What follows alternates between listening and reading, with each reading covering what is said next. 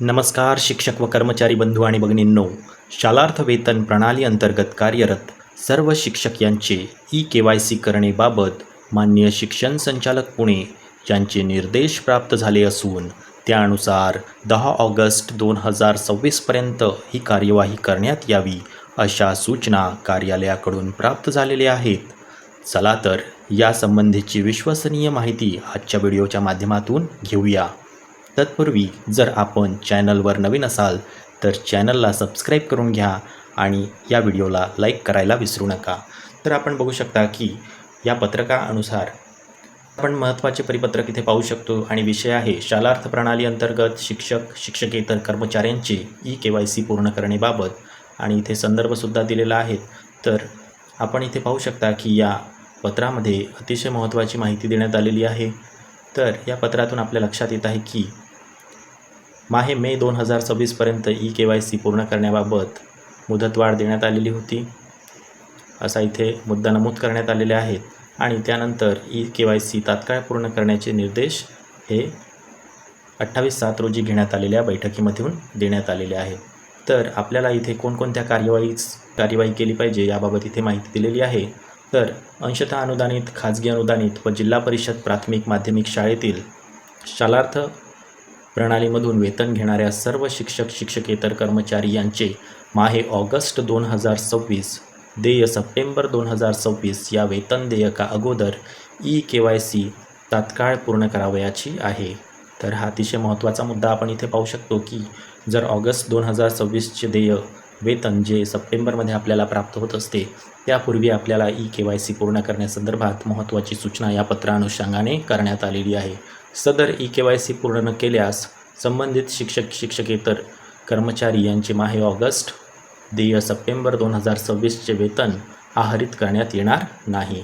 तर याबाबत कुठलीही मुदतवाढसुद्धा देण्यात येणार नाही अशी महत्त्वाची सूचना या पत्रानुसार आपल्याला प्राप्त करण्यात येत आहेत आणि याबाबत सर्व शाळांना तात्काळ सूचना देण्यात याव्या अशी सुद्धा माहिती आपल्याला इथून प्राप्त होत आहे।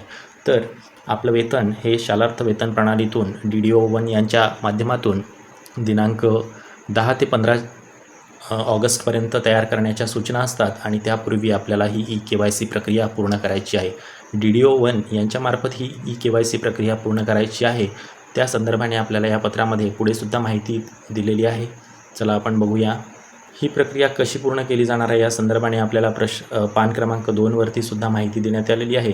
तर याची एक प्रत आपल्याला इथे प्रतबद्दल माहिती देण्यात आलेली आहे की ही जी शालार्थ सिस्टीम सांभाळणारी महा-IT मुंबई संस्था आहे, शालार्थ सिस्टीम सांभाळणारी संस्था आहे, त्यांना शालार्थ वेतन प्रणालीमधून वेतन घेणाऱ्या सर्व शिक्षकांचे ई-KYC करण्यासाठी शालार्थ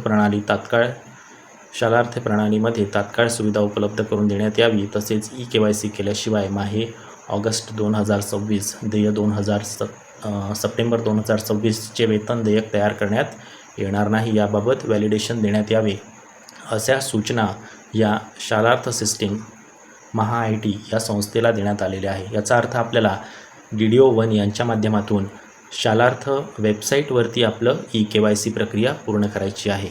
म्हणजे आपल्याला कुठल्याही बँकेत जाऊन ई-KYC प्रक्रिया पूर्ण करायची नाही, तर शालार्थ वेतन प्रणालीवर जिथून आपलं DDO-1 यांच्या माध्यमातून वेतन बिल तयार होत असते त्याच DDO-1 यांच्या लॉगिनवरून आपल्याला ई-KYC प्रक्रिया पूर्ण करायची आहे।